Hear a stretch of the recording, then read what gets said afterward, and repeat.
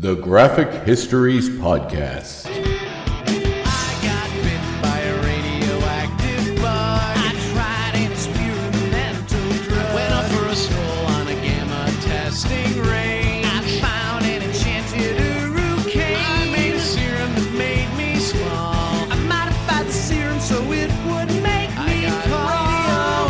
Radioactive isotope in my eyes. Dying alien helped me accessorize. I gained the proportion and strength of a spider. Now I'm invincible and I can fly.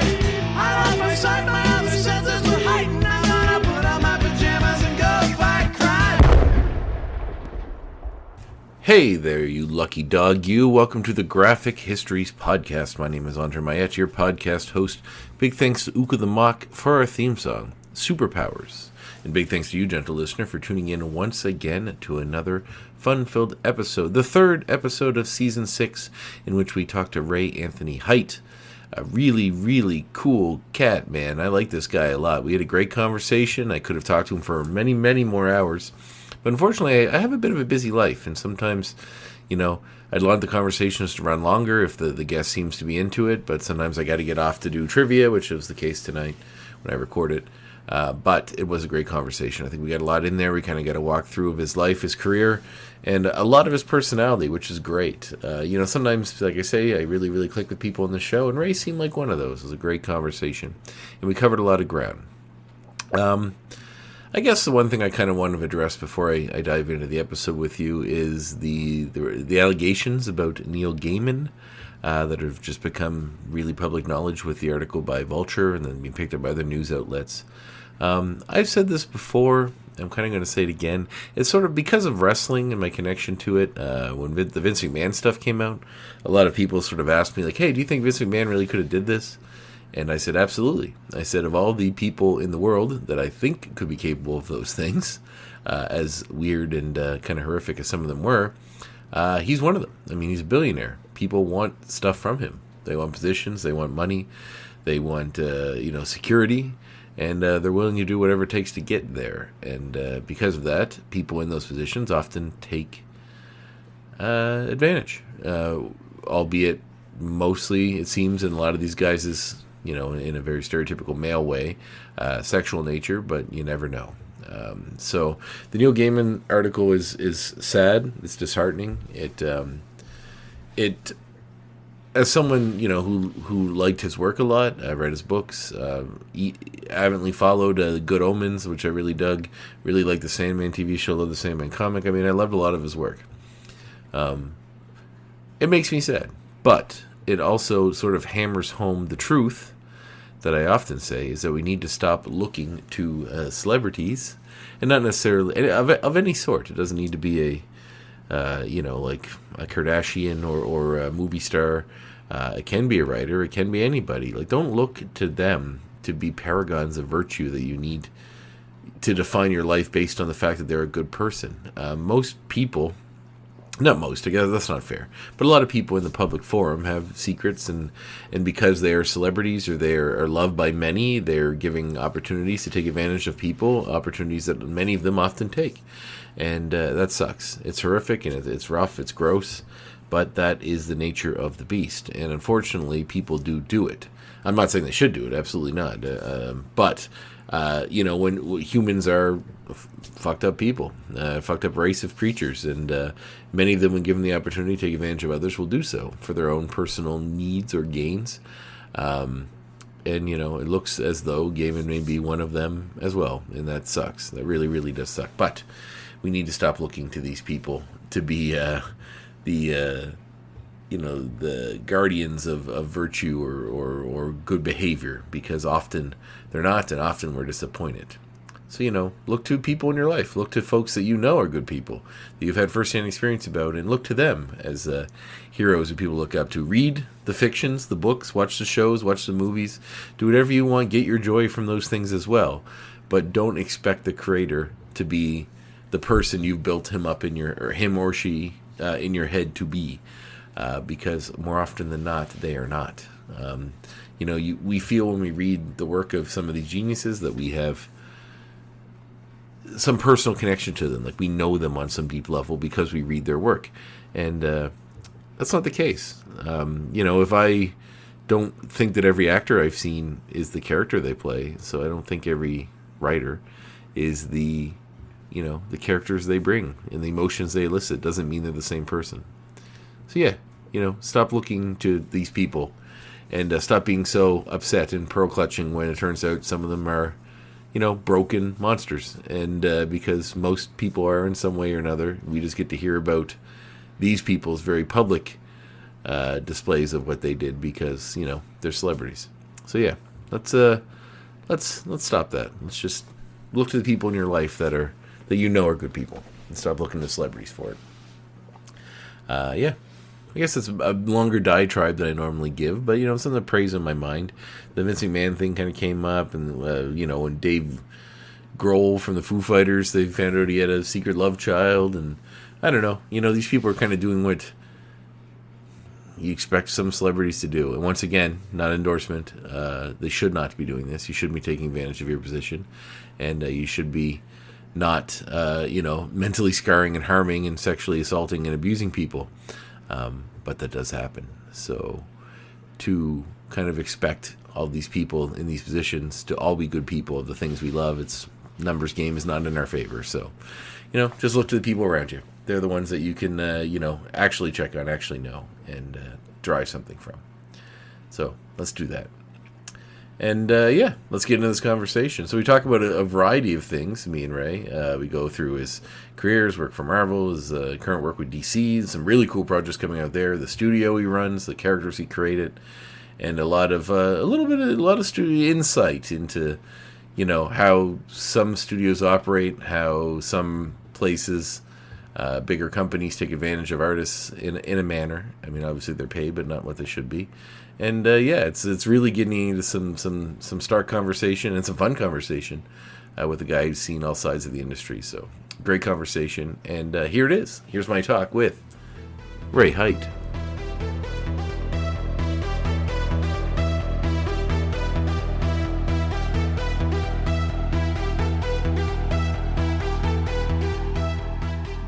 Busy. Yeah, André, I got to tell you, I almost forgot.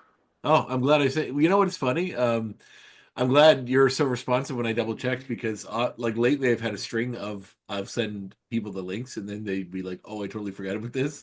Can we do it another day?" So I would like, I better start sending like in advance, maybe a few hours, and be like, "Hey, or at least a day if I'm on it enough," which I'm not always. So, but I appreciate No, it was it. perfect. Right. It was perfect because I knew it was coming, but I was like, it's not the 14th. Oh, it's the 14th already.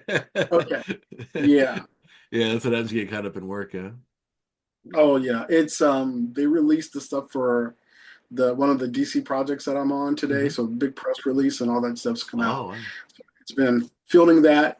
Also, my team and I are working on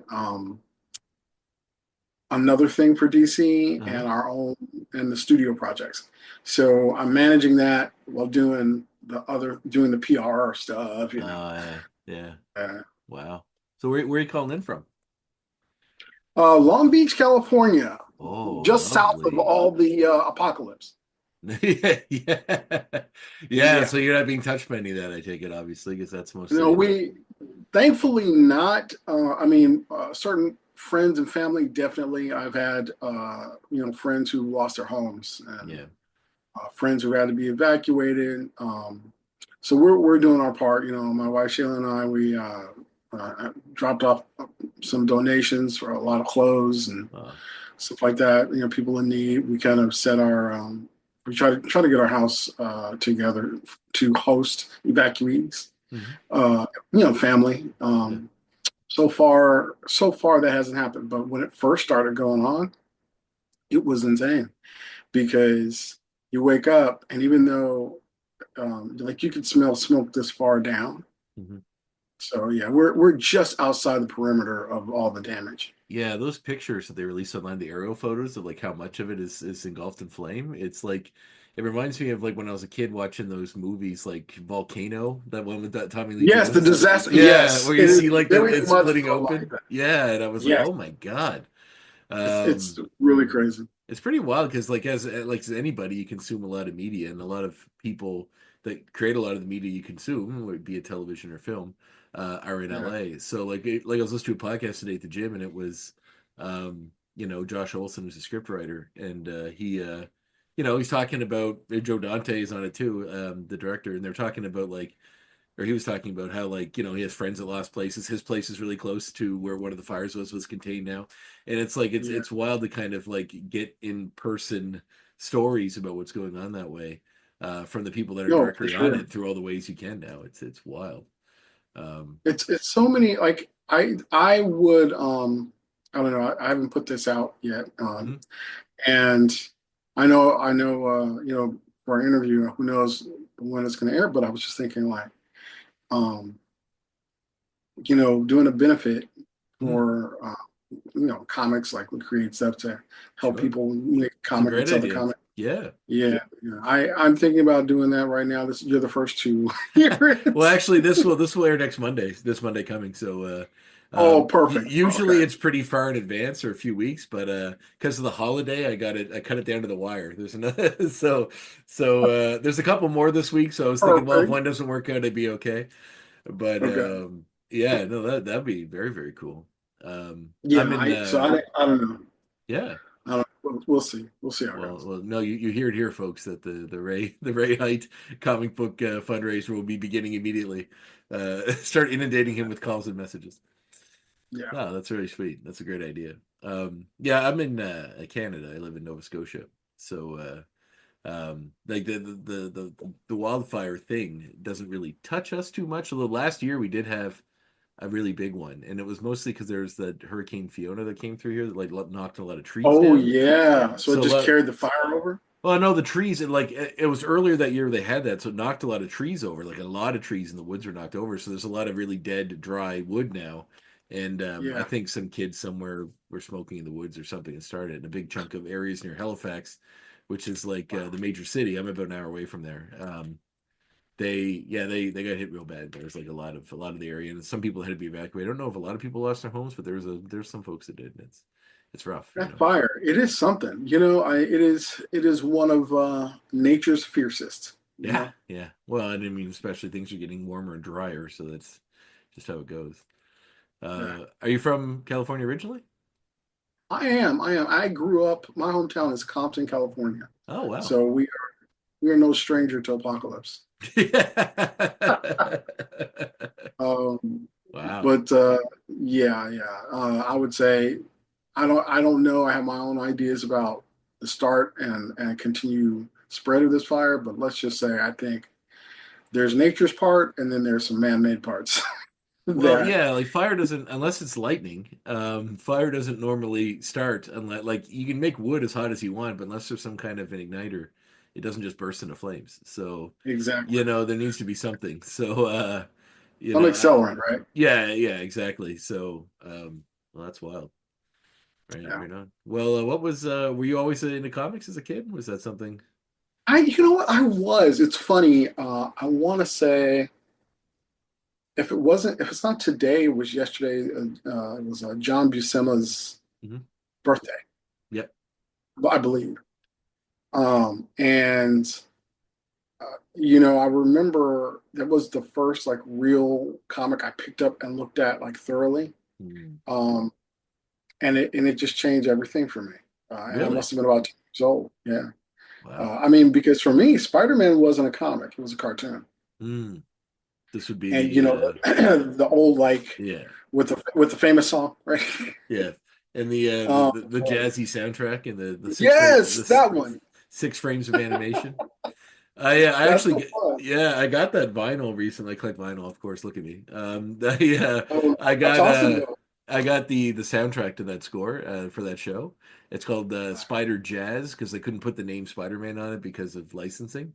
But it's all the actual Yeah, music from that show, and it's really cool. It's a really I good might score. actually have to pick that up because that's like let's say the one of the soundtracks of my youth. Hmm. So, It's wild going yeah, back I to love watch that. that stuff, and like, It see is. how. It really is. And you find out how much they repeat it. Oh, almost every episode, him swinging is the same. It's like the same 4 frames of or sequences. Same four frames. It's like I But went we back. were right there. Yeah. We Oh, were like, yeah. Yeah. We were there. We were in it. Like I caught them on reruns on like Canadian animated station, but I even went back recently and just tried to watch some of the original He-Man, and it was like I remember watching Uh, that, eating that up as a kid, and like every fight is the same. It's the same animation. every fight's the He's same. always circling. It's a lot of circling, you know. And then there's places where, of course, watching it back, Hmm. like you know how he always lifts that giant boulder, right? Oh yeah, yeah. There's some spots where you're like, where the hell did he get that boulder from? Yeah. Like, wait a He's minute. taking it with him. He's Right, like, right. He's just carrying it, yeah. you know. I might need this What boulder is it? later. He's got a bag of holding or something. Oh yeah, I right. don't Yeah, yeah, yeah. right. Like Well, he's just carrying it around, I mean, guns exist in that just in world. Why don't case. you put a gun in there? Something that might be more useful than hurling a boulder at somebody. Right. You No, know? man at arms is in there, you know. Yeah. He's making the boulders. He's carving them out. He's like, all right, this one's good. Here you It's go. man at arms. He's Yeah, got a shop inside there. that's It's a perfect. pocket. I think you got a great He-Man side comic here. The idea is right here. It's just Oh, like, it's fun. I come up with nutty stuff all the time, and it to me it's only hilarious to me or hmm. whatever. But you know, it's I wish honestly, Andre, that I could every cockamamie idea I had. I wish I had time Oh yeah. to Well, do it. I think that's the bane of most artists. Like I often talk when I talk to folks like yourself or other people that are artistic, writers, artists, colors, what have you. But they generally, I tell anyone, I'm like, man, like 90% of projects is just finishing them. Like, Yeah, if you're so able, much so. like, if you're able to finish the comic, then you have done more than 90% of most artists out there. Like, like, I said the same. Yes, you're right. Oh my God. Like, and then you get to a point where you don't even want to start yeah, because yeah. then you have another one to the unfinished pile, Yeah, right? So, yeah. Well, yeah, it's always like I'm guilty of it too. Just, there's always a shiny new thing that you're like, oh, that would be cool to work on. And then the half finished thing over here, and you're like, oh, yeah, but there's that, but this thing, this is the thing. And then you get halfway through that one, and then there's a new thing. So yeah, really got to always, lock onto always. I something and mean, just, you can't shut your brain off. So my wife and I now, because we come up with ideas all the time, hmm. and we have a box. Mm, So we write on a card or something the idea and toss it in the that's a box. really good idea. Yeah. That's a really good idea. Yeah, that's It actually took good. us a while after forgetting some great ideas along the way, Yeah, but yeah. yeah, we needed that. Yeah, that's fantastic. Well, so Buscema, huh? I have a big one of those big artist editions of him, like those artifact Oh editions they yeah, put me out. too. And it's one of my favorite things to flip through. Him and Sal Buscema, the two of them, are just like, Oh yeah, I don't know, man.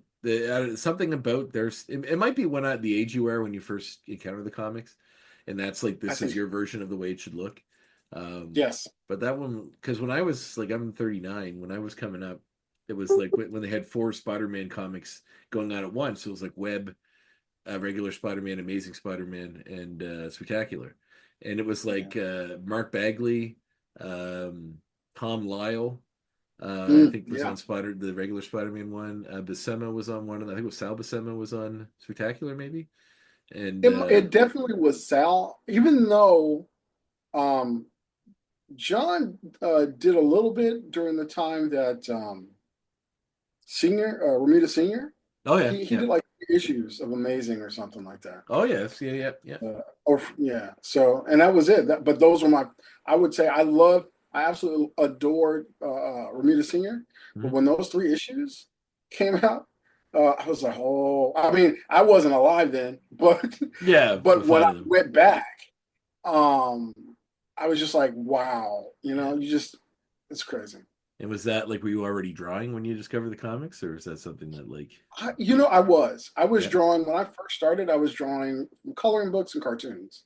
really? So, for sure. And then like my cousin introduced me to comics. It's not that I hadn't seen comics before, Hmm. but I never really like got into it, picked them up until then.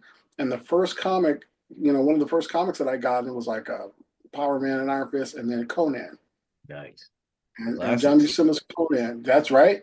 And it was just like, holy crap, this is awesome.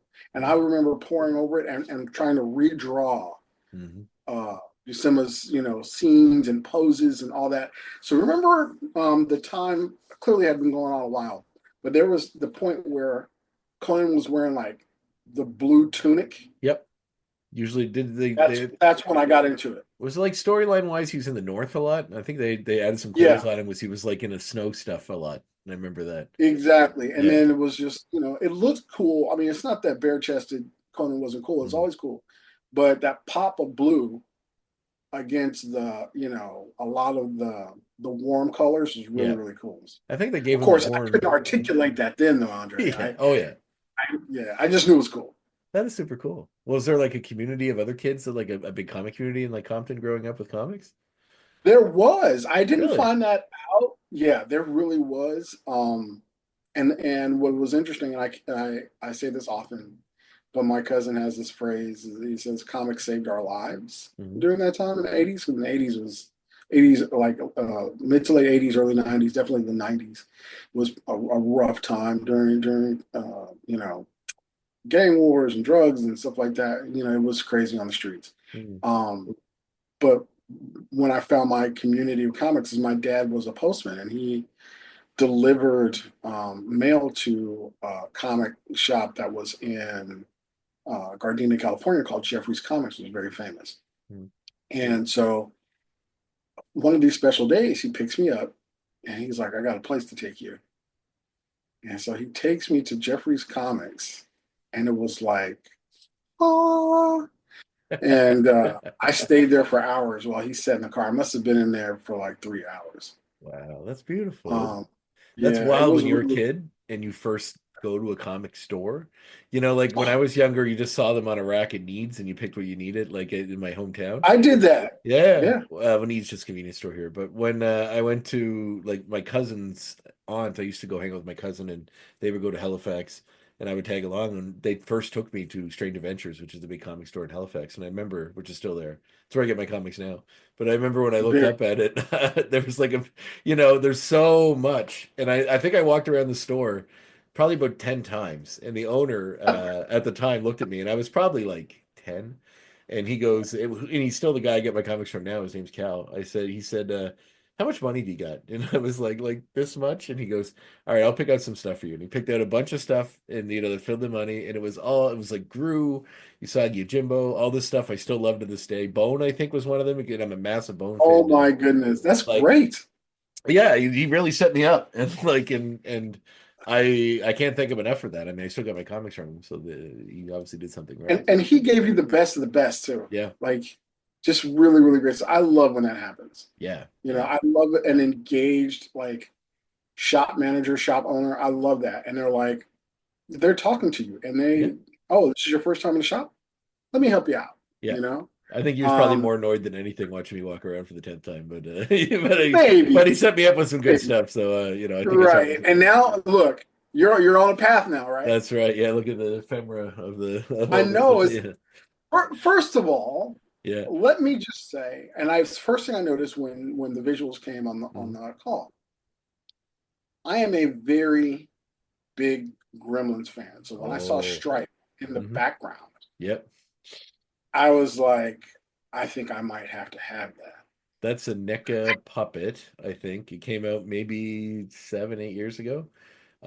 So they did life size replica puppets of the ones from the movies. There's A Stripe, seed. yeah, Stripe, and then there's a regular one, and then there's the stripper one, the flasher one here. I didn't even see. Oh, you were Yeah, no yeah, wonder because your back when your back's turned. yeah, I see. Yeah, yeah, yeah. yeah. No, And that then is awesome. the Mogwais are there too for Stripe and Gizmo. Are back. You Oh, can't really see them under that light. And I do have I can't see them, but I have a model kit version of Spike from Gremlins 2 right here behind my. oh, see, and that's the thing. Like I liked. I don't know if I don't know how high I would rate Gremlins 2, new Oh, batch, dude, I just but rewatched it. It's so good, in my opinion. well, you know what? When you let go of your expectations of one, Yeah. it's fun. It's a Oh, yeah. fun movie.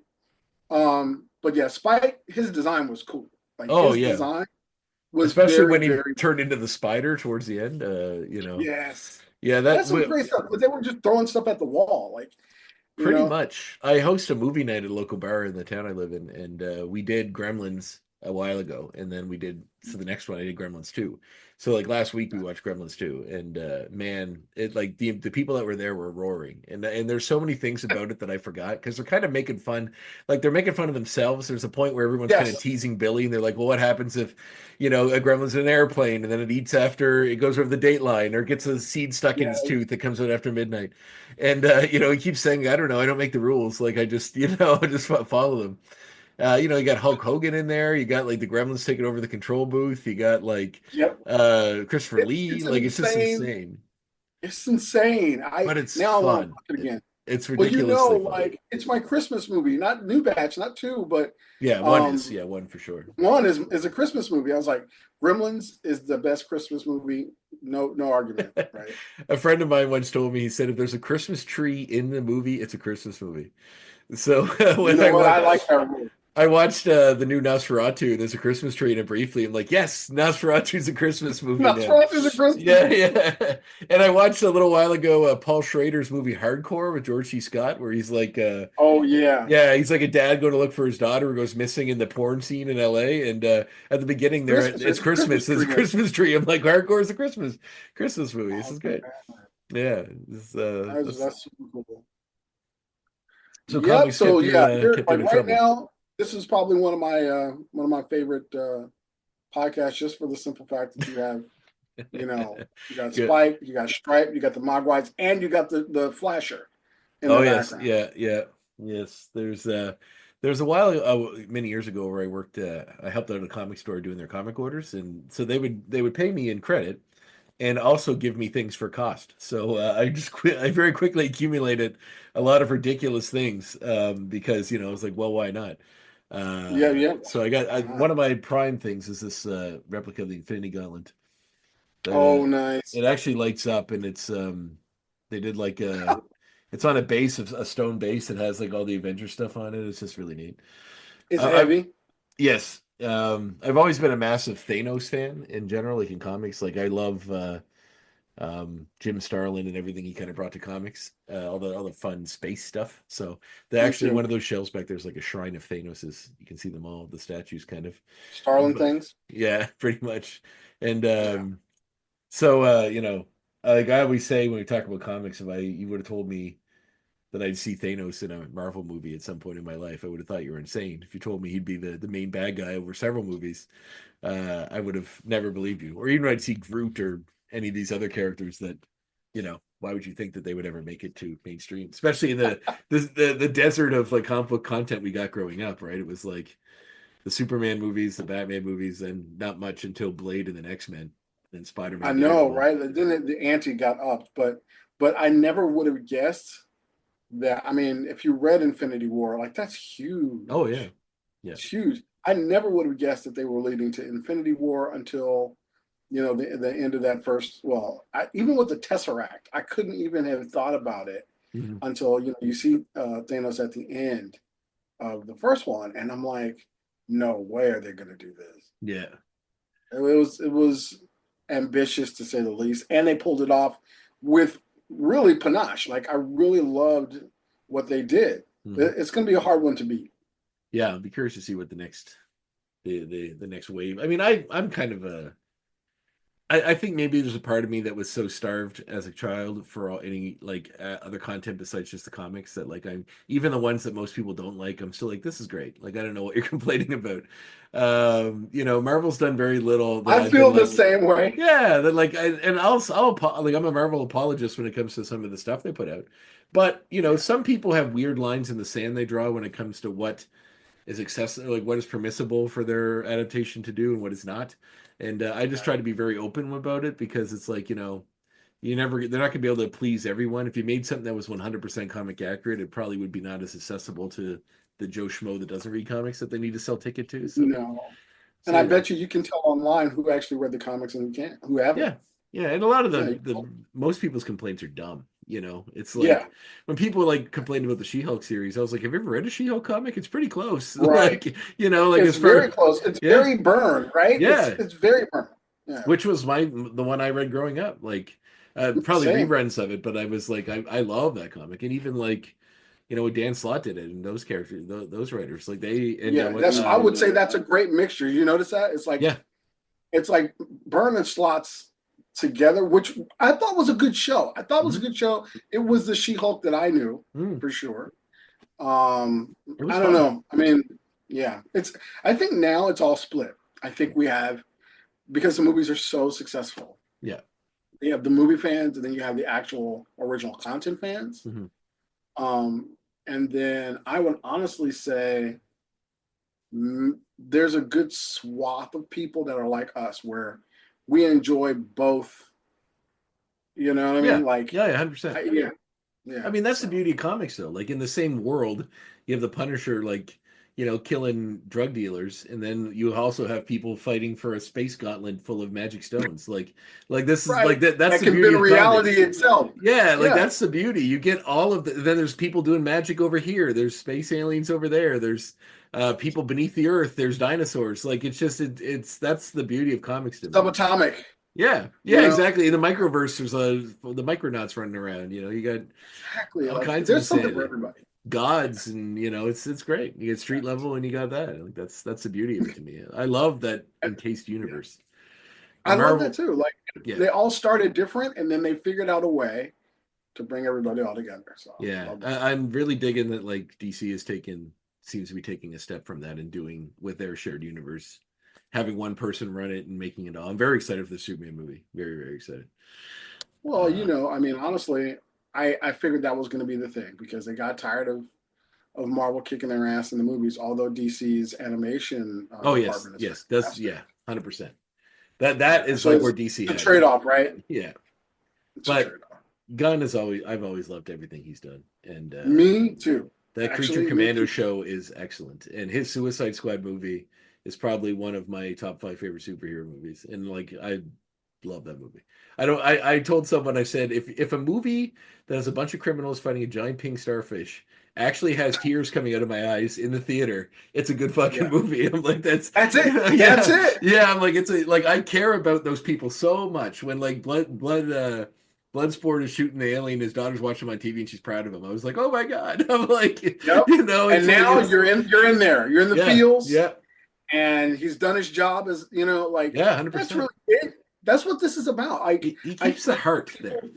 It's the heart thing. Yeah. It's the thing that draws you in. That's why we buy and become fans, and we're invested in these characters and all of that. I think that's the beauty of the entertainment business. Well, he always keeps heart, and he doesn't shy away from tough stuff like sadness and stuff. No. But he also he always keeps a human element to it, and there's like something about he just picks some accessible way that reaches. Maybe it's just me specifically. I mean, obviously not just me because he's fairly popular, but like the whole theme that like when in that movie particularly, where the rat catcher has the flashback of her talking to her dad about why rats, and he explains how like they're no people do not respect rats. They're seen as the lowest thing and they're hated.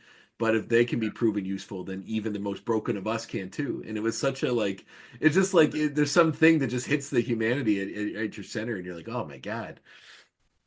So there's certain writers that I just love, and those are writers that capture that. Yeah, absolutely.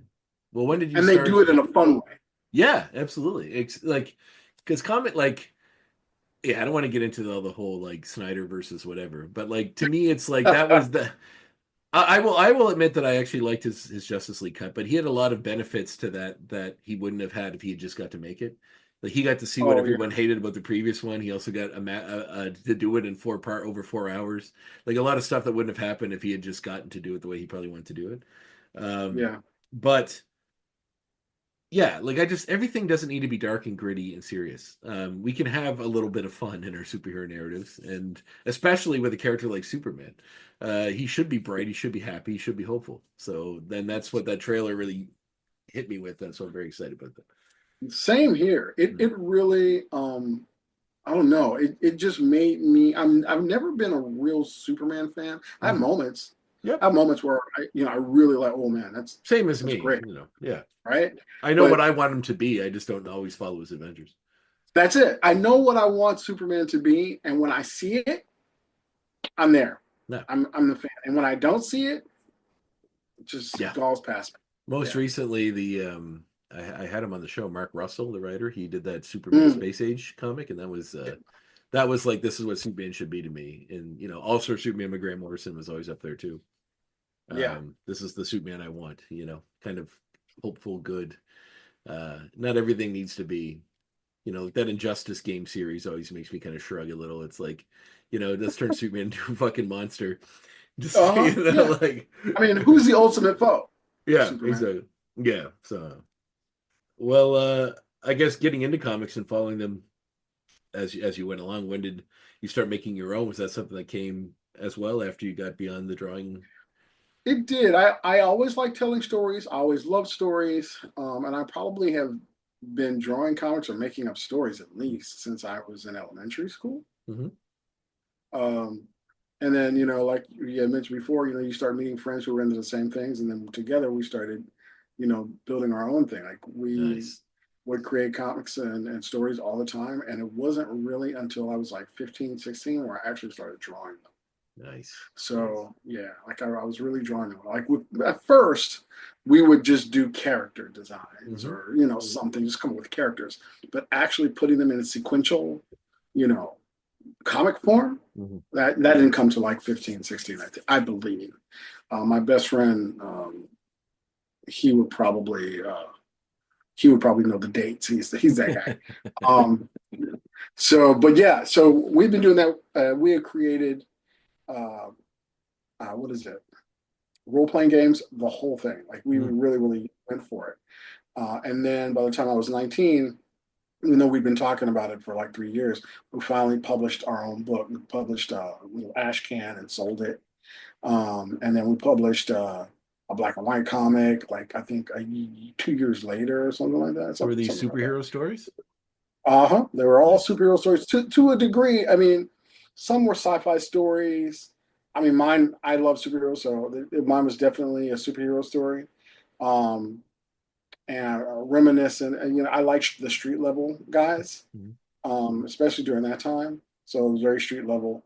But yeah, we had sci-fi that was very, I think all of us were influenced at that time by manga and anime. Mm. So that's my other great love, And so we were doing things like that. And then I had a friend who was very interested in the more, I don't want to say macabre stuff, but definitely very Faustian Mhm. type, kind of stuff, Tim Vigilist. So we had something for everybody in Mm. those books. We truly did. Um, but I think also the goal was, at least for me, I wanted to do both. I was already making my own comics with my own stories, but I love Spider-Man. Mm. I love the Teen Titans. So I wanted to work for those companies as well. Um, and I never saw myself doing animation or working in animation, but there was a point that changed. So um, along that my path, I ended up doing storyboards for Guardians of the Galaxy. I did toy designs for Hasbro. Like I've dabbled in almost every um, comic adjacent art job. Well, what did Uh, you take in school? Did you go to school for art, or did you? so I was mostly self-taught up until I was 24, maybe. Mhm. Um, and so I ended up uh, actually looking for a job, Yeah. and and I went to art school. Yeah. Well, two things. Yeah, I ended up going to art school, teaching art. So they were like, well, you can learn and teach at the same time. So I went to Larry Gluck's Mission Renaissance and became an instructor. So I was taught fine art, and then I taught fine art So you would take what you for two. learn and go right and teach it to other people? Exactly, Wow. exactly. Um, yeah, because that wasn't necessarily what they would do. Is they would pick artists who had art background, Mhm. and depending on where you were, they would fill in the gaps. Like they would be like, okay, so you clearly, like, we had life drawing, we had all kind of sessions, but they would teach you different mediums, Mm. and you would just incorporate that, and then it was a progression. So when you first start, you can only teach children. Okay. Yeah, so it goes as you go. So let's say if you're starting at level 1, you're teaching people level 0. I see.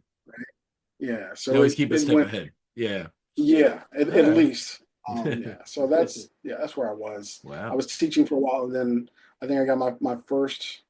I dabbled in indie work for a long time, but it wasn't really until 2003 that I got a job working on Noble Causes, Distant Relatives with Jay Oh, Ferber. yeah. Yeah, so that How was did my that come first about? job. Was that like something you went into there with like a portfolio, or how did you get? No, I was so back before DeviantArt, Yeah.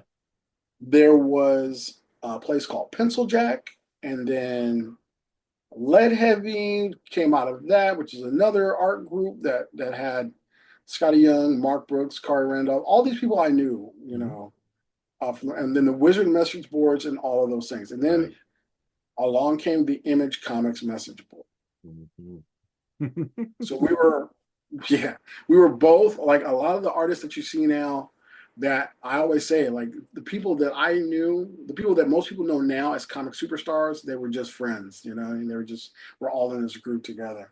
That's And I talked to someone not too long ago about the golden age of the message board, oh yeah, online, and yes, like how even as a fan, like I've made some little indie comics, nothing crazy, just stuff I did myself, but the average fan, you could like you could access these people that you would never think, like yes. I remember I used to be on Warren Ellis's message board all the time.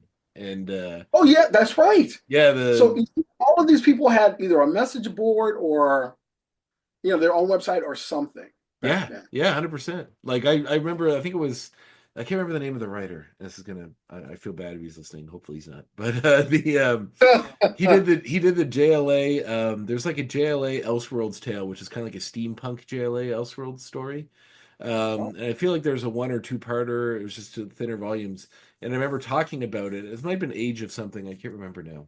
Um, but anyway, I remember just talking on the message board about it, and then the guy that wrote it, was like, "Oh, I wrote that," and I was like, "Oh my god," like it was just so. It was like one of the first times it was so wild to me that like this thing that I had reverence for, I actually could somehow connect to the guy that made it. It was wild.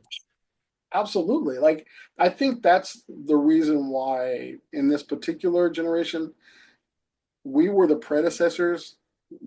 Now it's everything social media and you can interact Oh yeah, with yeah. pretty It's like the much first everyone. wave.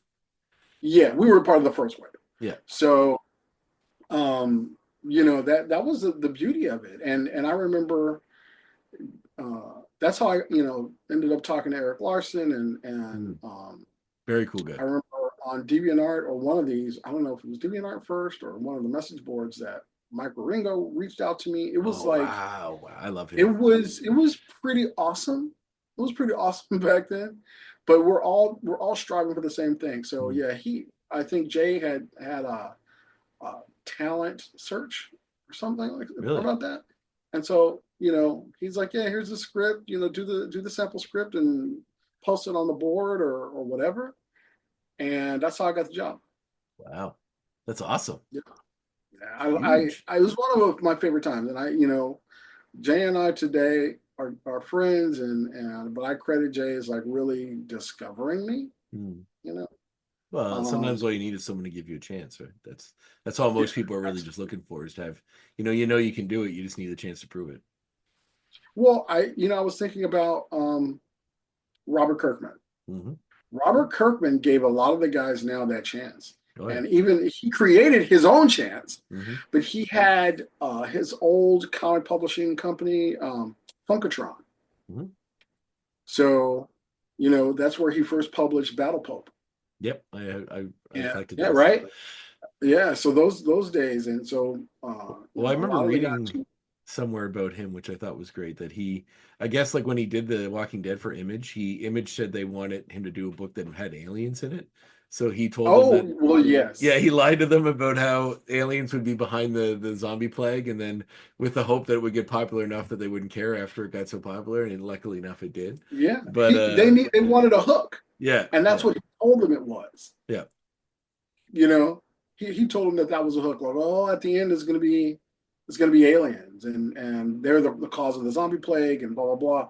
And the book's going on, and one of the image founders is like, "All right, Robert, when are these aliens going to get here?" it's And then the book's it, already doing its thing, and he's like, "Yeah, there are no aliens." it's issue 120, Robert. Where are the Right, aliens? right, Yeah, exactly. Oh my yeah. God! But I Wow. remember when Ryan Utley got the Invincible job, Yeah. and that was on the message board. Really? I Hmm. always thought it was so wild how they weren't the same, obviously, they're very different artists, but how close but different he was to Walker. Like there was something that was Yeah, there's something familiar, but so wildly but different. not quite. No, And that's then why. then they went this way. Yeah, yeah. Yeah. I love when They he did did Spider this. Man too. It was really cool to see him doing it that his take, his unique style of that, which was Oh yeah, really cool. I really love both of their styles so much. Mm, Um, and I loved how they developed as artists. Like hmm. it's just really really cool to see. Yeah. Where Corey went, his style was already very clean Mm, and clear and all of those kind of things. I would say almost minimalist. I mean, he's more minimalist now than he ever was. yep. But prior, he added a little bit more, stuff. But he got even more minimalist as he developed. Ryan, however, his, like he's like an anatomy guy. He's now he's definitely known for the the gore Mm, and all that kind of stuff. But his style was always fun and angular. It was hmm. fun, angular, extreme like expressions. Just watching him grow is just awesome. So yeah. Anyway, all those guys, they were all on those message boards, all of them, and there was different styles, like different camps. Everybody. There was the minimalist guys, more cartoony like Sean Galloway, and then there's traditional comic guys, and then there's like the anime inspired guys. We all were in the mix together, and then ended up going different places. So Yeah, that's cool. It's like a real community. That's the one thing it about really was. comics I often find is that whenever I talk to people, um, specifically, like there's a lot of people that are in Toronto that are in the comic world, and I've talked to quite a few of them, and they always seem like they're very much cheerleaders for each other. A lot of them Yes. they hang out together, they have draws together, they encourage each other. Like a lot of them are like, oh, this one guy that I met at a drinking draw that won for Marvel, like, and it's like, and I talked to him before, that guy, and they'd be like, he encouraged me to like get out there, and then it worked out. So like it's a lot of that sort of stuff, and it's just very like it's I don't know, it's enriching to know that people are out there, actually, instead of like trying to step on each other to get somewhere, actually like Yeah. embracing and helping and growing together. It's very heartwarming. That's why another reason why I started the studio that I have. Mm, And we're doing a lot of cool stuff, but I wanted to cultivate that type of environment hmm. because that environment made us better. Yeah. Um, and I want the same feel and also produce awesome work. So Hmm. that's why I started the studio, produce my own work, and then like now the DC job, the DC Power Rise of the Power Company #1 has been advertised. So I had uh, a couple of artists in the studio pitch in to do inks on 4 of the 10 pages that are in that book, and I said, hey, promote the studio. Promote the studio, promote yourself. The more that our studio gets known Hmm. and our name is associated with quality work, Hmm. um, that's what I'm headed for. And Yeah. then it's open, right? My studio is open. There's no contracts.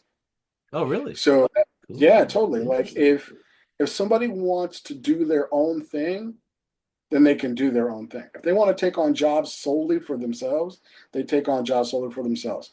However that works, but this is like for them, it's home base. It's also where I teach. So I teach lessons pretty regularly Hmm. to the studio, give them tips, all of those different things. But our main job is community and to produce excellent, excellent quality books, like fun, excellent quality books. Is there any pressure from the studios for you to have a contract with them specifically, like so they can have you nailed down? Is that like, is there I is don't know. I don't know if they do that anymore, okay? but there used to be. Like Yeah, if you were on a hot book and the sales were killing it, and you were talked about writer or artist, they would and you did good work for them. They would be like, okay, well, let's give you an exclusive. hmm. Are you interested in exclusive? We want to make sure you get work, but also let's not take your fan base over to our competitor. Yeah. I guess I meant specifically as a studio, like as a As well, studio, for as me yeah. as a studio, no, Okay. I think that happens in maybe that happens in animation. Yeah, it makes sense. Yeah, I think that happens in I animation guess because the you elements of everything in the comic in your studio are it's like a bunch of people doing a lot of different types of things. So there's nothing that's identifiable on its own to say this is definitely that studio, I well suppose. that but that's the thing. Like Yeah. I want it to be so. Yeah, Um, so yeah, like they know that it's from us. that's cool.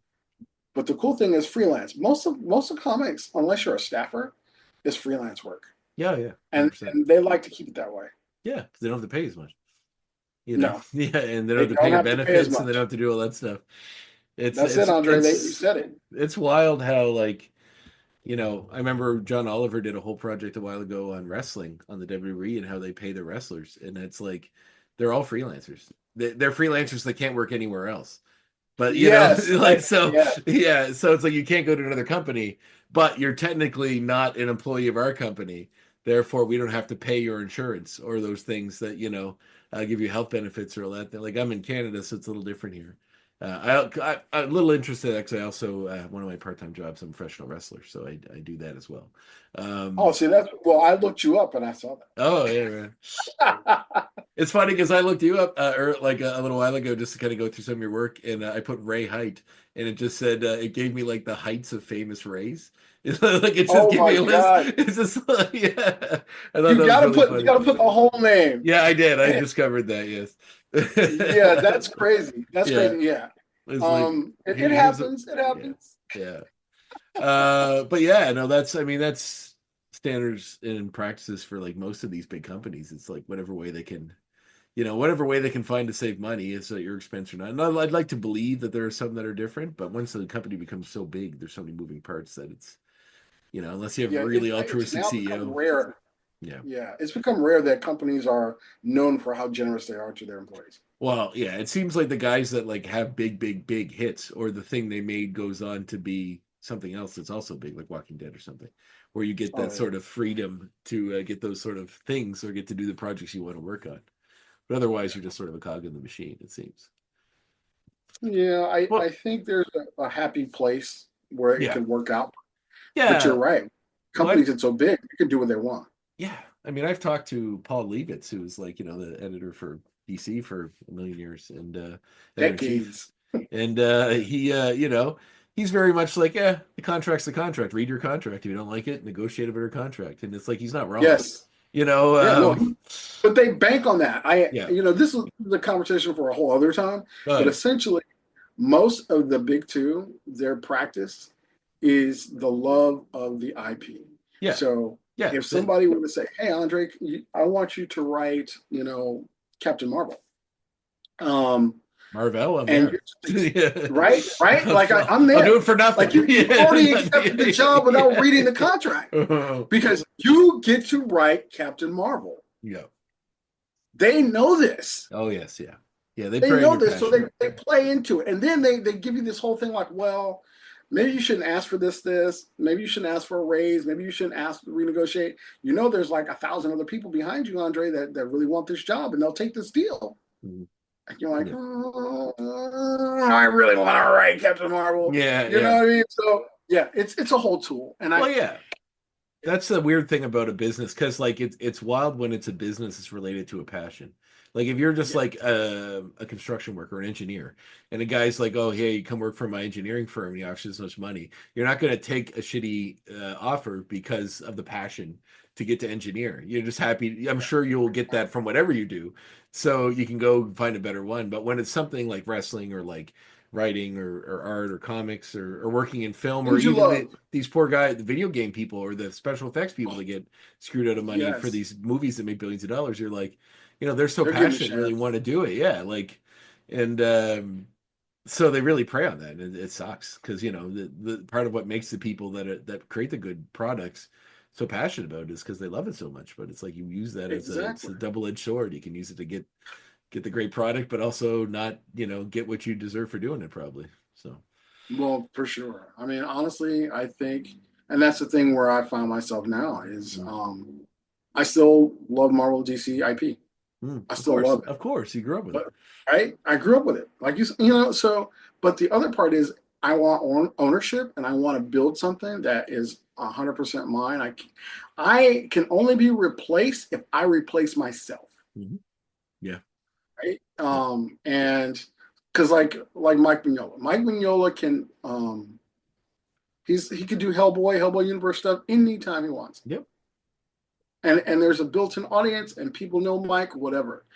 And then Mike also can help artists and writers that he likes to say, hey, you want to write this thing, and give them, let's call it a stage.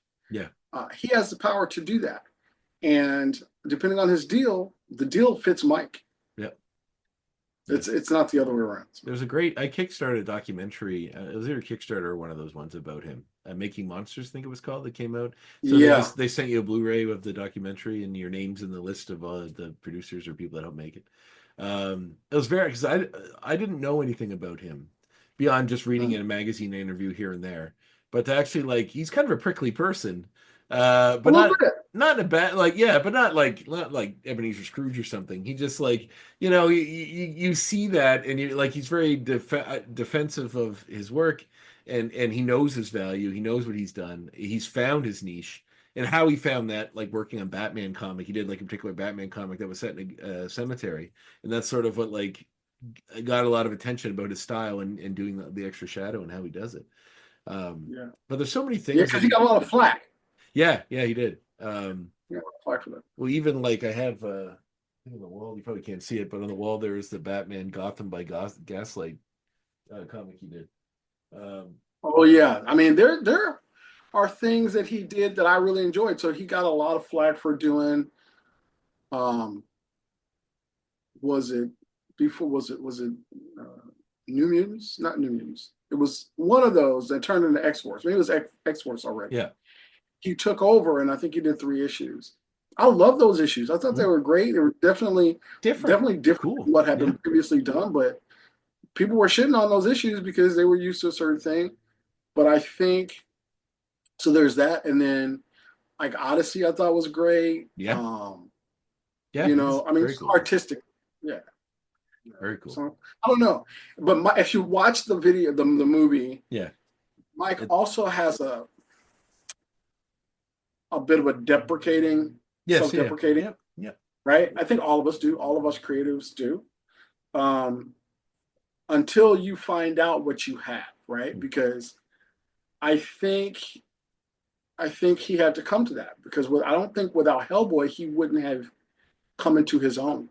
No, and he's very proud of it, and also very he should be defensive of it, in the way that Del Toro did his own thing with the Hellboy movies. He didn't really like that, so he sort of divorced himself from that in a way, and let Del Toro do what he did. I still really like those Del Toro movies. Would love to see a third one. Oh, they're great. Yeah, but I haven't watched the new one, the Crooked Man one. That's a separate thing, but I've heard it's surprisingly good. So I heard that too. Somebody said that it feels like Hellboy. It feels like the comic, which is fine. They're great. I just saw that first trailer and I was like, oh man, this does not look like it. This looks like a student film. This looks like that's because we got Del Toro on the brain. That is true. I mean, when you go from big budget to the one they did with David Harbour, I like David Harbour, but that movie was a mess to me. Yeah, I didn't hear good things about it. Visually, it was cool, and David Harbour was great. He was almost perfect casting. It's just the movie itself wasn't fantastic. I mean, it's almost word for word. You're saying exactly the reviews. Yeah. David Harbour was great. The visuals were really cool. The story itself was not great. Yeah, actually, and they had Thomas Hayden Church as Lobster Johnson, which was pretty cool. I was like, that's good casting to me. The square jaws. I might watch it. It's going to be one of those things where I'm like, well, I don't have anything to do. Yeah. Watch it. As I get a little older, I'm always trying to I still watch a lot of what I would call garbage, like old horror movies and stuff that are like, yeah, it's Oh, supposed to be fun or whatever. But then there's part of me that's like, I should probably focus on trying to watch the things that everyone thinks says are good. Trying to like take in more good stuff instead of just ridiculous garbage. But I'm trying to find a nice balance for ridiculous garbage, from what I've read a couple of times, is the mark of a genius, Yeah, because that gives you, what do they say? It gives your brain a chance to relax on just pure nonsense. that is. Thank you. You just gave me an out. I'm happy. Yeah, That's well, yeah. that's the out I use, so feel free to share.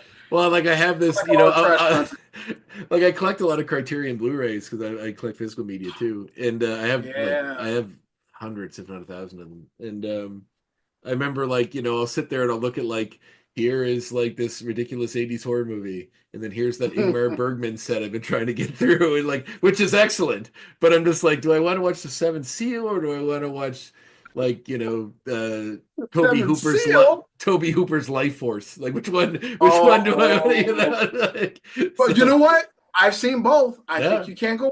Oh yeah, oh yeah. No, I watched Life Force that time. I did so, and it was pretty great. I'm a big Toby Hooper fan, so that was kind of well, I guess we should probably get you up to where you are now. So after Noble Causes, what Oh, came after that? um. So then I'm trying to see.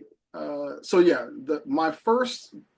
So let's just jump right into the Marvel Sure. stuff, because the first big break was Spider-Man Family #8, Mhm. and then I think I ended up doing um, and Spider-Man Family is essentially it's not quite, it's an anthology book, but Mhm. I think it had 2 stories or whatever in there. It's a Oh, yeah, I thick remember it. book. Yep.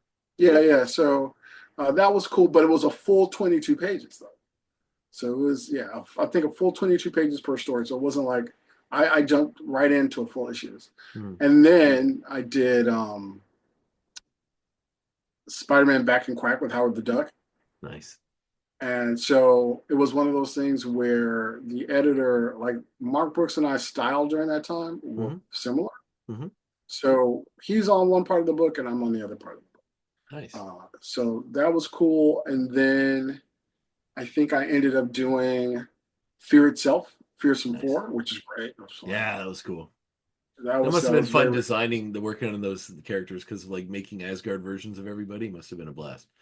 Well, see, I didn't get a chance to do that part. Oh, I really? did. I did the.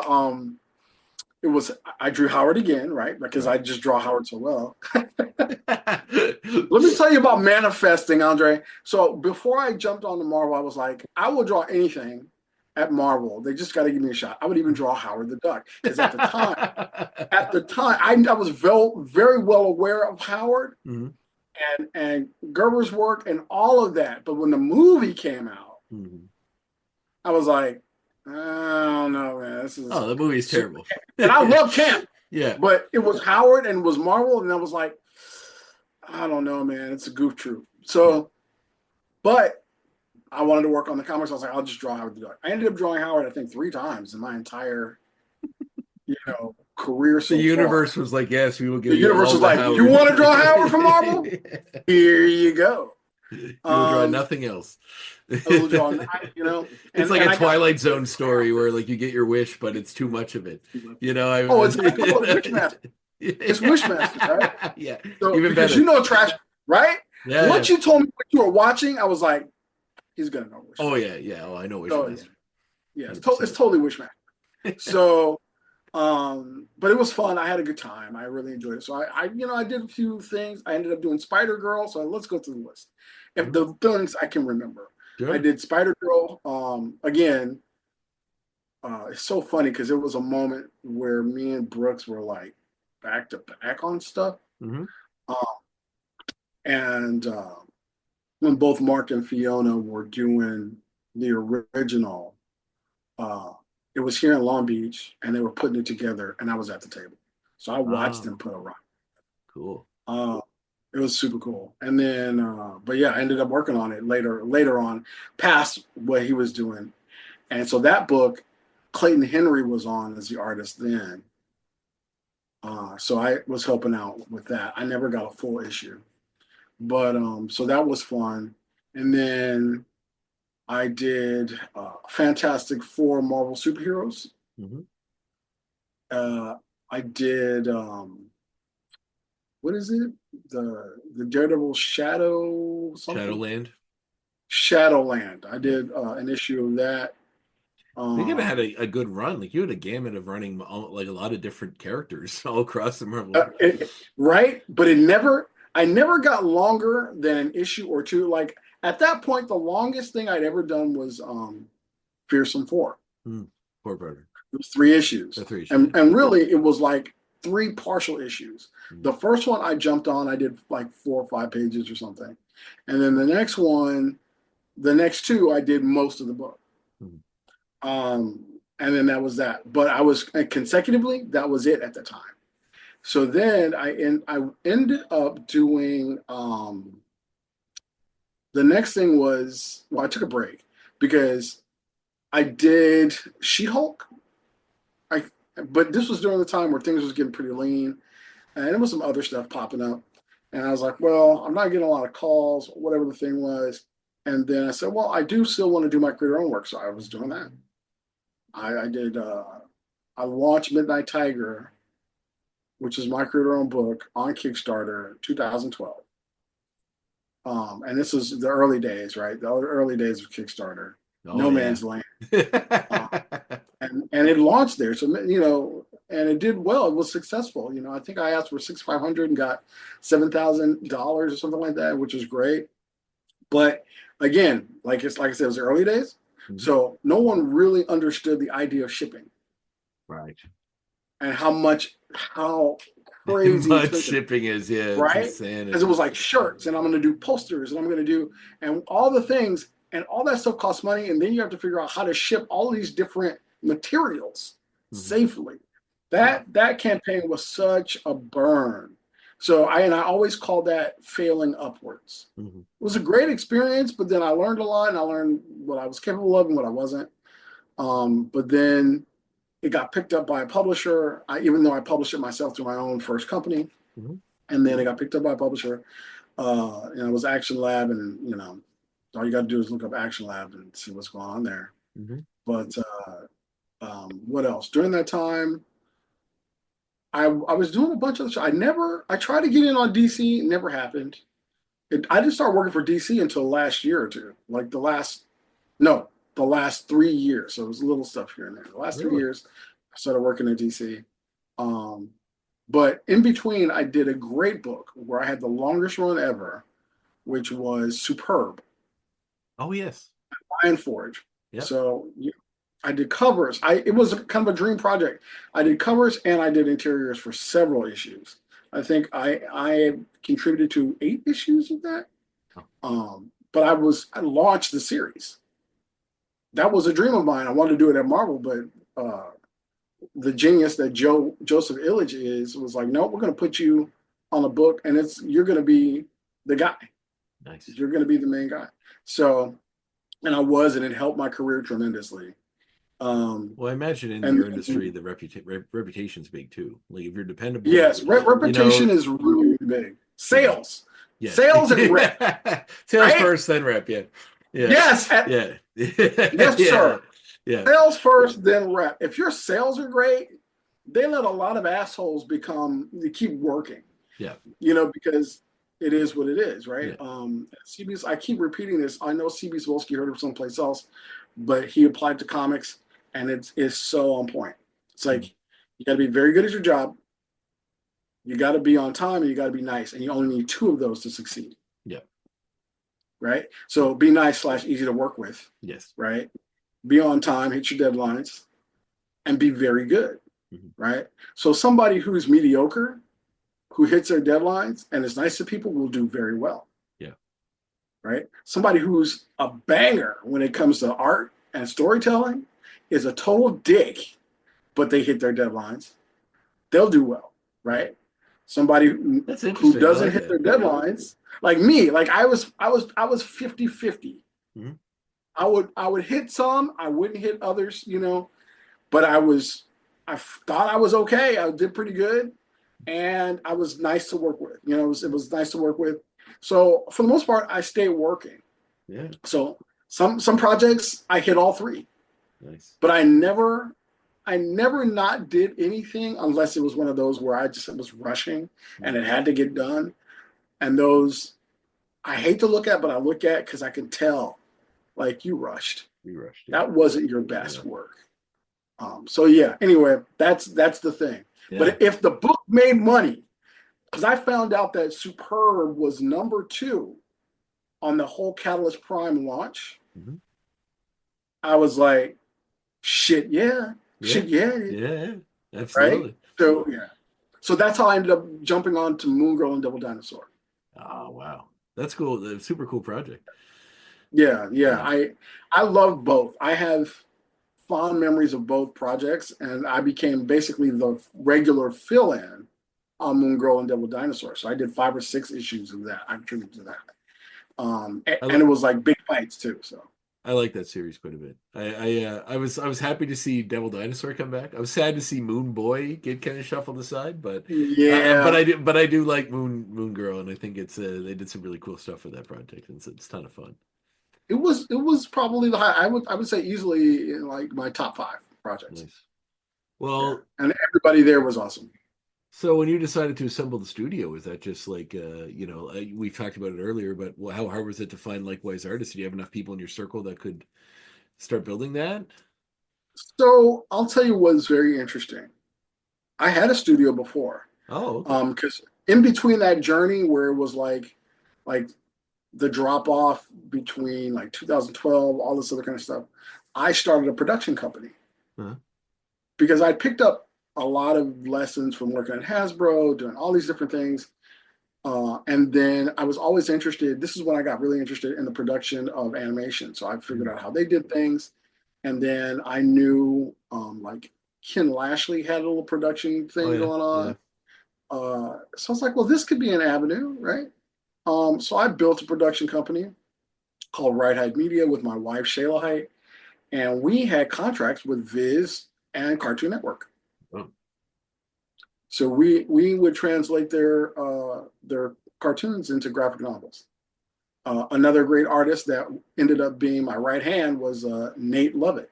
And right now Nate's doing stuff for like, is it Golden Books, whatever. He's doing Dungeons and Dragons based on the old animated show. Oh, nice. Turtles, he's got his own, creator own stuff. Carter Kane, he's doing a lot of stuff. But we were all like knocking it out. Like we were doing such a great job there. But here's the part I mentioned to somebody online today that I wasn't sure if I wanted to do this, to run a production company, because guess what I really didn't get a chance to do? Draw. I didn't really draw. I learned how to letter. I learned how to do post-production. I learned all of the things that were not drawing. So I was getting a little antsy. I was like, I want to shut this down because we were making money and we were doing this. We were making baffle amounts of money. But if we kept going, we could have definitely, I mean, I think the last year we definitely were in the black. We were making more money than, production was. What's going on? But it was just like, Well, that's a good testament to your character. Like if you're like, this is really, a lot of people will just say this is the making money. I'll stick with this until I die. Yeah. Or whatever, as long as the money keeps rolling in. But it's like you actually cared enough about the craft, or at least to do the craft, that you are willing to give up a sure thing for a hopefully, I missed it. Yeah. I really did. I missed it. And I would see friends do, oh, yeah, I'm working on X-Men now. And I'm doing this. And I'm like, I want to work on X-Men. And I did work on X-Men. Yeah. But it was just one of those things. So, we shut it down. Yeah. We shut it down. And, it was my first time running a business, which was like bonkers in and of itself. But I got the taste because I also helped people develop during that time as well. Yeah. Well, I think you have one of the more difficult management jobs because you're managing artistic people, which are usually not the easiest people to coordinate. And, they are not. I think an editor told me once, artists and writers are like herding cats. Yep. 100%. I say that often. Yeah. I found that out running my own show, and it gave me a new respect for editors. It changed the way I was as a professional. because I would let editors know, hey, I'm going to need more time. I'm going to be late, blah, blah, blah, whatever. Because there's horror stories, right? Like, you have artists or writers who just ghost, mostly artists. I'm going to just give it up. Mostly artists will ghost people. Oh, yeah. Because they're working on something, but we're not necessarily, it's a muscle you got to develop, your professionalism, So, and I hated to hear those stories because it was like, oh no, I procrastinated, I was doing this thing or whatever, or I just ghosted my editors, and then they get to the point, it's an email or 2 emails, 5 emails. Now I have to call you. I never, ever, ever, ever, ever wanted that. Anytime an editor has ever called my house or call me, it's good news. It's never been bad news, except for one time. One time an editor called me, and that was during the pencils down thing. Oh, right. Yeah. Yeah. Right. So that was the only time it was bad news. But it wasn't that I was late. No. It wasn't that I was ghosting people. Yeah. Well, that's the worst. Like, some people think that they can just if you don't answer the phone, they're not in trouble. It's like, God damn. I know. It's not that hard just to tell someone I need a bit more time. It'll at least give them peace of mind. I think I talked to an editor before. That was what he said. He said it's just calling people all the time, constantly. It's like, just tell me it's going to be late. At least I know. Like, I don't know if I don't know. If you don't tell me what's happening, I have no idea. And they will help you. Yeah, they could be in a ditch somewhere. At least I know it's coming. That's better than not knowing anything. Maybe it's not even done. Maybe you did nothing. Like, how do I know? So exactly. Yeah, it's wild. Yeah, and so yeah. I mean, it was just one of those things, man. But so getting to the studio, when I go to conventions, Andre, the other profession I would have been in was a teacher. So I either would have been an artist, a teacher, or a chef. One of the 3. Oh, good option. And hey, it's a nice combo. You can teach art or cooking too. You could do this. Yeah. I don't want to teach cooking. Yeah. But I do want to. I just want to teach art, and I'd already had a background in teaching art. Yeah. So, exactly. So when people come to the convention, they ask me for advice, or sometimes I would volunteer. I would get a review. People, can you review this for me? Can you give me some pointers? And I turn into a whole lesson, and then it's a crowd around me, but not to buy work. A lot of times, it's new artists, up and comers, getting taught lessons on how to do this or that or whatever. So, my friend Nate and anybody else who's ever sat with me at a convention, especially my wife, is like, you ought to be selling this information, like because I do it for free. I love giving back in that way. And again, here comes the manga thing again for me. Manga studios create assistants. Because it was a job where I said I wish I could do everything. I know now that I can't, but I have my creator-owned properties, and I have Marvel and DC who want me to do work for them. I want to do all of it. Yeah. So, but the manga studio, which they get worked and they're underpaid, only the top guys over there in Japan get a certain amount of money, and that they have to pay out of pocket, which is part of the thing. They pay their assistants out of pocket. So it is very important that they do good work, so they make money, so the main mangaka can pay his assistants. Not a bad run. It's just that they, especially in Weekly Shonen Jump, they do it 20 to 25 pages a week. A week. Yeah, it's wild. And we can barely do it in 6 weeks. Yeah. Right? And but even though we got color and all that, I'm just talking about pencils and inks. Yeah. They're writing. Let me tell you something. They're writing, they're scripting, they have meetings with the editor and all that in 1 week, all black and white, done. 20 to 25 pages per chapter.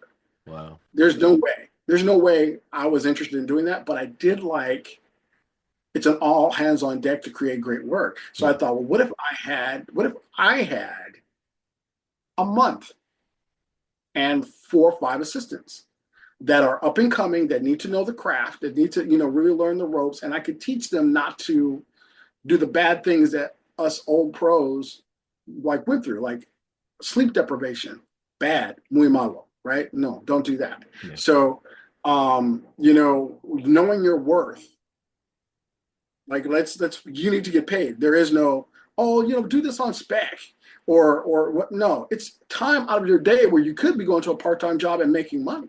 Yeah. So you need to get paid. Yeah, So 100%. I teach that. I teach the practical things that they don't tell you that publishers use to exploit you. Yeah. So I teach them no, in addition to excellent storytelling techniques, and they're getting paid. In some respects, better than some studios, better than some publishers, right? Like, so not always based on the budget that I'm working with, but I would say at least 60% of the time, they're getting a better rate from me and my studio based on what I get paid, and then it trickles down to them. Yeah. So that's an incentive. And at the same time, we have lessons.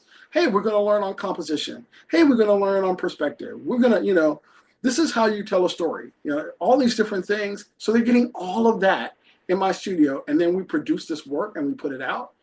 And now people have eyes on them and what we're doing as a group. So that's what this is about. That's beautiful. No, that's lovely. I love hearing that. Well, what? Tell me I'm about trying, man. Yeah. Well, I don't want to keep you all day, so just tell me about the new book. What's the Power Company, the Rise Power Company for DC?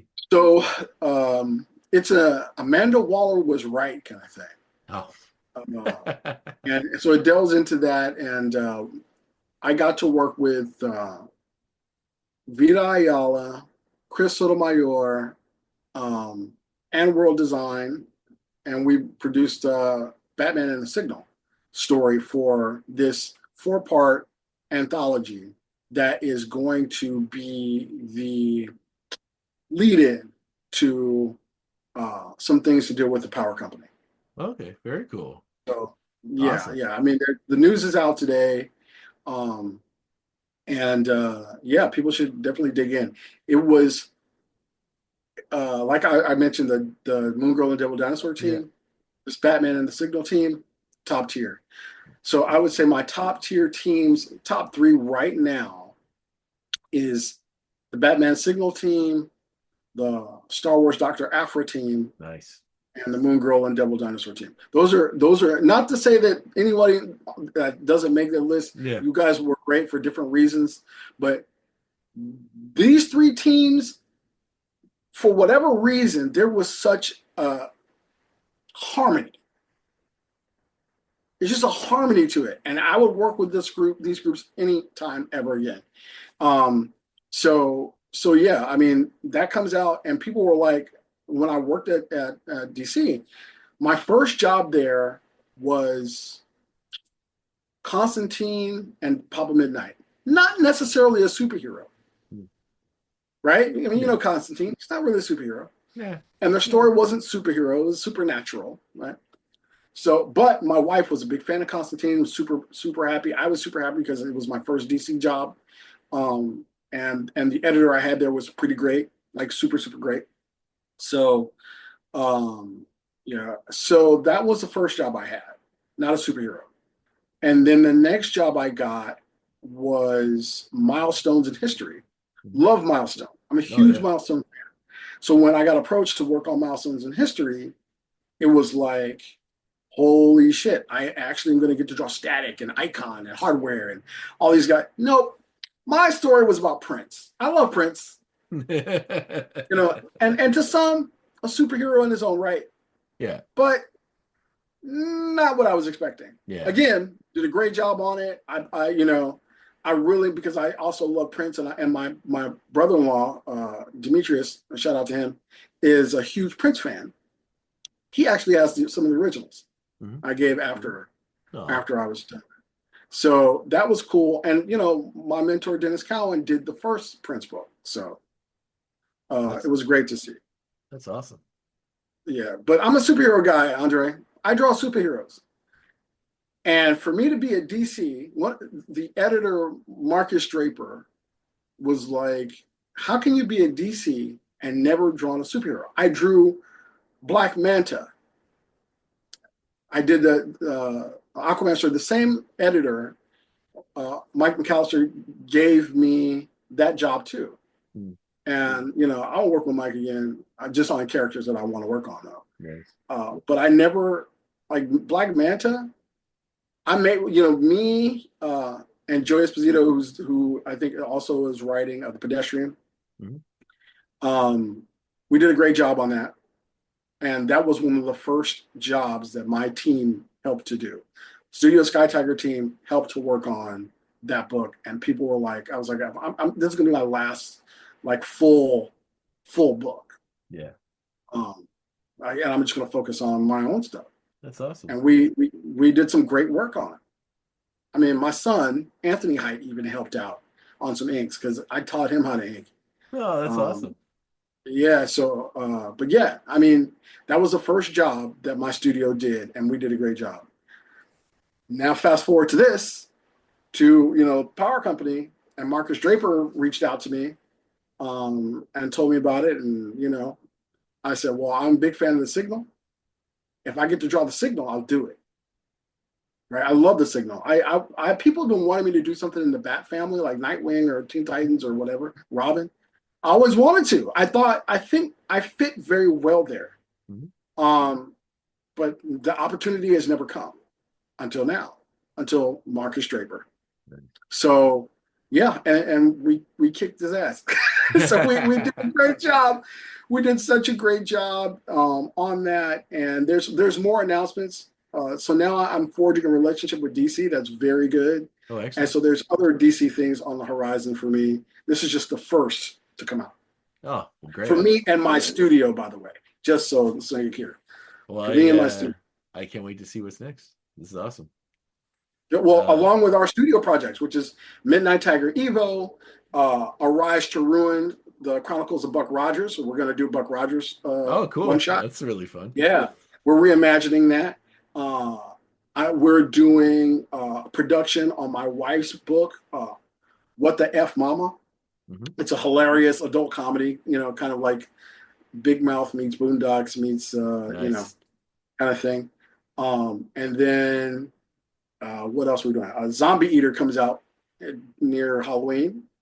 So that's another one-shot project where we're doing. So those are the projects we got going on at Studio Skye-Tiger right now, in addition to doing work for DC. Awesome. Have you found I do want to let you go, but do you find the news today about do you guys do like for distribution, you just send out to whatever, or do you guys have like for our projects, our in-house projects? Yeah, your in-house projects. We're doing Kickstarter because right now we have a Kickstarter pre-launch for Midnight Tiger Evo. Okay, great. So it's all through So you Kickstarter. can people can go there. Yeah, you can plug it. Because And the then news dropped today that Diamond Comics filed for bankruptcy. I know. So it's going to be interesting. Did you see what I put out, Andre? I was No, I like, didn't. if I had the money, I would buy it, but then I found out it's Chapter 11. Yeah, So yeah. they're doing a restructuring. It's not on the market. But I was like, yeah, I would buy Diamond, and I would restructure Diamond Well, to it's help more almost creator owned. yeah. They really. I mean, there was such a run of them having a monopoly that like they didn't really seem, because believe me, as someone who like helped at the comic store ordering comics, I understand how little they seem to care to help or provide any customer service whatsoever beyond the because where else would you go? But I know that was the one-stop shop, and then they could kind of do whatever they wanted to do because they had the monopoly. yeah. I mean, now we have Lunar distribution right now, Yeah, and which is Penguin's doing great. it too, and so Penguin, right? Everybody's getting into it, so the landscape has changed. It totally changed, and I would definitely like if I was Diamond and restructuring and everything, I would lean towards the creator-owned market if I was Yep. them. Agreed. Yeah. So if you guys out there hearing it, it's what I would do if I bought the company. Yeah, I mean the big guys Ask me are for going to advice if you need it. the big. I mean, Penguin's got Marvel now, right? The big guys are going through that, so might as well focus on the Exactly. rest. Focus on the rest. They don't need like Marvel and DC, the contracts, they don't need you guys anymore. So why don't you try to, help out the smaller companies, smaller publishers, indie companies, and then it's better to like have a bunch of indies. Yeah. You might not get the money that you were getting from the big two, but help them out. You're still going to do well. Yep. You're still going to, there's a lot of us out here. Yeah, and there's some surprising big ones in the indie world. So I know. yeah, it's crazy. So yeah, that's what I would do. I would go after that.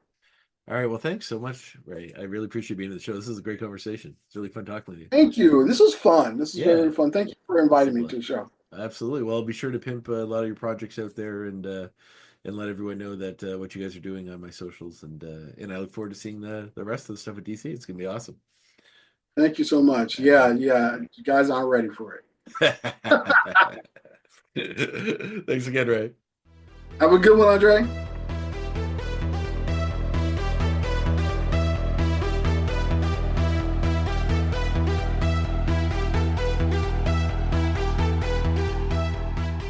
There you have it, my conversation with one Ray Height. What a great talk. What a great chat. Like I said, me and Ray had a lot in common. Obviously, he likes old schlocky horror movies. He made me feel better about my love for them. And he loves Gremlins, so that makes him A-OK in my book. And what a great chat we have. So we get lots of new stuff coming up, lots of new guests coming down the pipeline. I don't like to tell you who the next one is until it's recorded. Unfortunately, the next one is not recorded yet, but it should be soon, should be in the next day or so, which means I'll finally be able to tell you. But we have some pretty cool people coming down the line, and once again, I don't want to promise unless I can give it to you. But there are some other bigger names down the pipe coming up to be on the show, and I can't wait for you to find out who they are because they are cool. One specifically is really cool to a guy like me. So once I get to put that out there and let you know, I'm pumped for you to hear about it. But in the meantime, you're just going to have to sit on your hands, on pins and needles waiting for the revelation. But it's coming soon, and it's a great one. So 2025 shaping up to be a really great year. First 3 conversations of this season have been fantastic, and there's even more to come.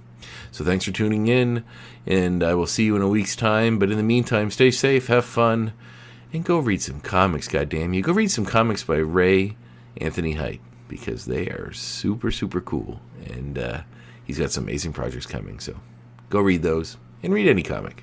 It's time. It's time. The Graphic Histories Podcast is a proud partner of the United Federation of Podcasts.